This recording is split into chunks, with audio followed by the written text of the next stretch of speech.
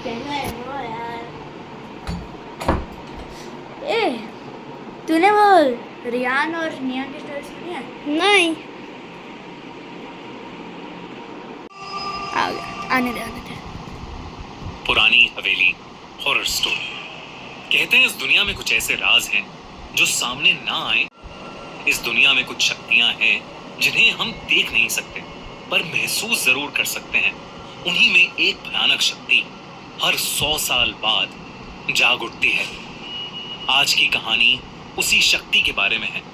रिहान और नेहा दोनों ही राइटर्स थे और मुंबई शहर की भागदौड़ से थक चुके थे। दोनों ने फैसला किया कि वो मुंबई शहर से दूर एक घर ढूंढेंगे और वहीं रहेंगे। महाराष्ट्र में एक छोटे से गांव में उन्हें एक हवेली मिली और वो दोनों उसमें शिफ्ट हो गए। हवेली पुरानी थी लेकिन बेहद खूबसूरत। हवेली के मालिक की मौत हो गई थी और तब से वो खाली पड़ी थी, इसलिए वो उन्हें सस्ते में मिल गई। सब कुछ अच्छा था, पर एक दिन जब रियान अपना पुराना सामान अनपैक कर रहा था तब उसे बेसमेंट से एक आवाज आई। तो उसमें एक पुरानी रॉकिंग चेयर पड़ी थी जो बार बार एक बड़े से संदूक पर अपने आप गिरे जा रही थी। वो संदूक बहुत पुराना था और उस पर जंग लगा ताला भी था। रियान को ऐसा लग रहा था जैसे उस संदूक के अंदर से कुछ हिल रहा है। रिहान ने उस संदूक पर लगे ताले को तोड़ दिया। जब उसने वो संदूक खोला तो अचानक उसे एक ठंडी हवा महसूस हुई। उसके अंदर लाल कपड़े में लिपटी एक गुड़िया थी जिसके नीचे एक किताब पड़ी थी और उसके कुछ पेजेस फटे हुए थे। उन पेजेस पर लिखा था, त्रिगोरी छूना मत, ये गुड़िया आत्माओं को आकर्षित करती है। पर रियान खुद को रोक नहीं पाया। उसने उस गुड़िया से वो लाल कपड़ा थोड़ा सा हटाया। गुड़िया की आंखें सफेद थीं और शरीर काला। उस गुड़िया में कुछ अजीब सी बात थी, इतनी कि रिहान उस गुड़िया समेत उस संदूक को ऊपर अपने स्टडी रूम में ले गया। लेकिन इस घटना के तुरंत बाद रिहान की जिंदगी पूरी तरह से बदल गई। रिहान को पूरी रात अजीब सी आवाजें आती रही, जैसे कोई दर्द में चीख रहा है, उसे बुला रहा है। लेकिन जब जब वो आंख खोलता तो कमरे में उसके और उसकी वाइफ नेहा के अलावा कोई नहीं होता। एक बार रियान अपनी स्टडी में बैठा कुछ लिख रहा था कि अचानक ही कमरे की सारी लाइट्स फ्लिकर करने लगी और कुछ ही सेकंड्स में कमरे की सारी लाइट्स और बल्ब एकदम से फट गए। तभी उसे घर के बाहर किसी के जोर से चिल्लाने की आवाज आई। उसने बाहर जाकर देखा तो वहां एक काली बिल्ली बेरहमी से मरी पड़ी थी। उस दिन के बाद से रियान को हर वक्त ऐसा महसूस होने लगा था कि उनके घर में कोई और भी है। वो बेसमेंट की रॉकिंग चेयर सारा टाइम अपने आप ही हिलती रहती। हर समय रियान को चीखें सुनाई देती। उसे रात के अंधेरे में घर के अंदर मरे हुए लोगों के चेहरे भी दिखने लगे थे। वो चेहरे बेहद डरावने होते थे, लेकिन पल भर में उसकी आंखों के सामने से गायब हो जाते थे। रिहान को कुछ समझ नहीं आ रहा था, इसलिए उसने ये सारी बातें नेहा को बताई। लेकिन नेहा को उसकी बातों पर विश्वास नहीं हो रहा था।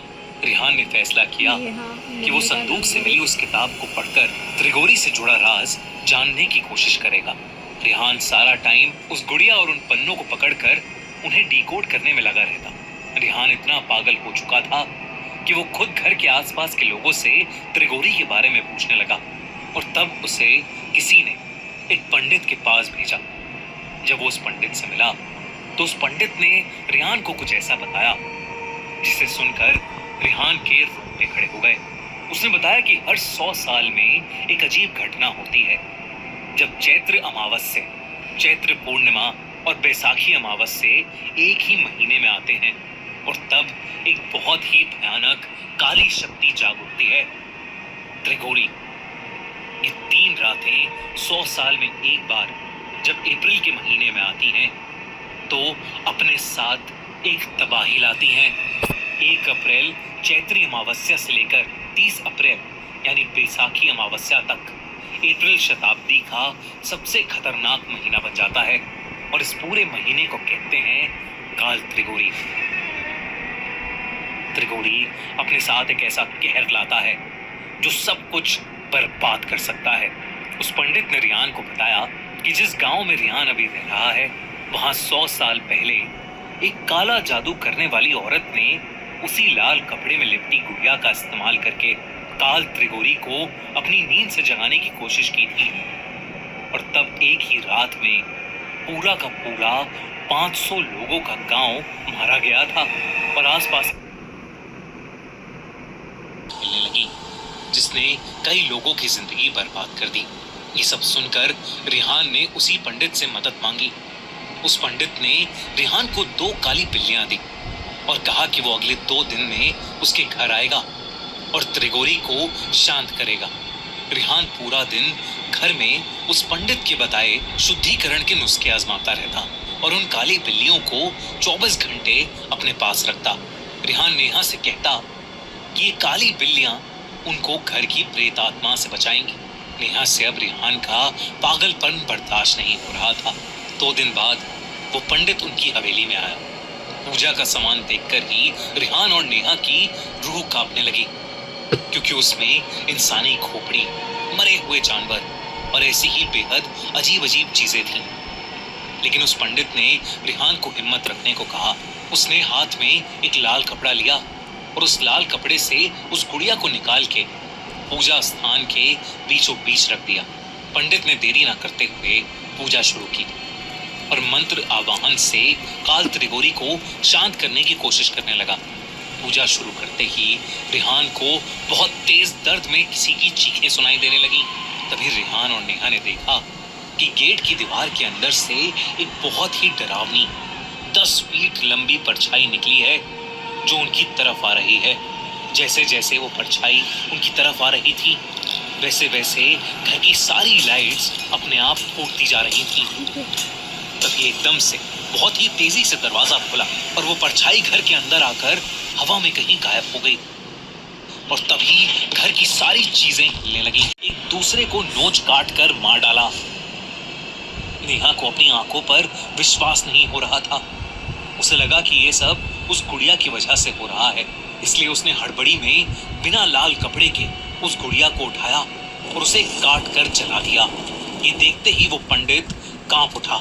उसने बताया कि काल त्रिगोरी से ऐसे छुटकारा नहीं मिलेगा और बिना लाल कपड़े के उस गुड़िया को छूने की हिम्मत करके नेहा ने अपने पूरे परिवार को संकट में डाल दिया है और अब उन्हें मरने से कोई नहीं बचा सकता।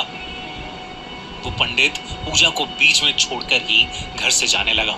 रिहान उस पंडित से मदद की भीख मांगता रहा, लेकिन वो पंडित इतना घबराया हुआ था कि उसने कुछ नहीं सुना और वो वहां से चला गया। रिहान और नेहा की उस रात बहुत बुरी लड़ाई हुई। रिहान उस पूरी रात सो नहीं पाया क्योंकि उसे बार बार वही 10 फीट लंबी परछाई दिख रही थी जो धीरे धीरे और ज्यादा डरावनी होती जा रही थी। अगली सुबह उसे नेहा की चिल्लाने की आवाज आई। वो उसके पास पहुंचा।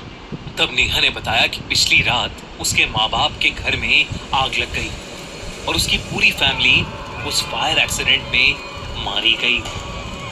रिहान ने डर के मारे अपना सर पकड़ लिया। वो समझ गया था कि ये सब काल त्रिगोरी की वजह से हो रहा है। कुछ ही देर में उसे एक और खबर मिली।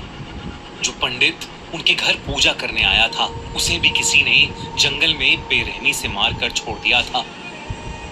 अब रिहान को कुछ समझ नहीं आ रहा था कि वो क्या करे। थक हार कर रिहान ने सोचा कि वो संदूक को भी जला देगा, लेकिन जैसे ही वो संदूक तक पहुंचा उसने देखा कि वो काली गुड़िया वापस से जुड़ गई है और वो उस संदूक के ऊपर बैठकर उसे देख रही है। तभी फिर से उसे नेहा के चिल्लाने की आवाज आई। जब वो अपने कमरे में गया तो उसने देखा कि नेहा के हाथ में एक चाकू है और उसके पीछे वही 10 फीट भयानक लंबी परछाई। नेहा रिहान को देखकर पागलों की तरह हंस रही थी। इससे पहले कि वो कुछ समझ पाता नेहा उसकी तरफ भागी। गांव वालों को कई देर तक उन दोनों के चिल्लाने की आवाजें आई।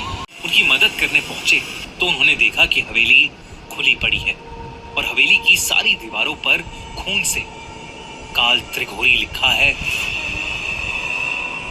जब गांव वाले हवेली की बेसमेंट में गए तो उनके रोंगटे खड़े हो गए, क्योंकि वो दोनों पति पत्नी घर की बेसमेंट में बेजान पड़े थे।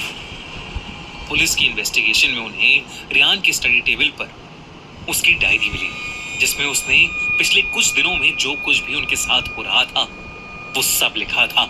लेकिन जब पुलिस ने पूरा घर छाना तो उन्हें वहां ना ही कोई संदूक मिला और ना ही कोई गुड़िया। बस दीवारों पर बड़े बड़े खून से लिखे हुए 2 शब्द, काल त्रिघोरी।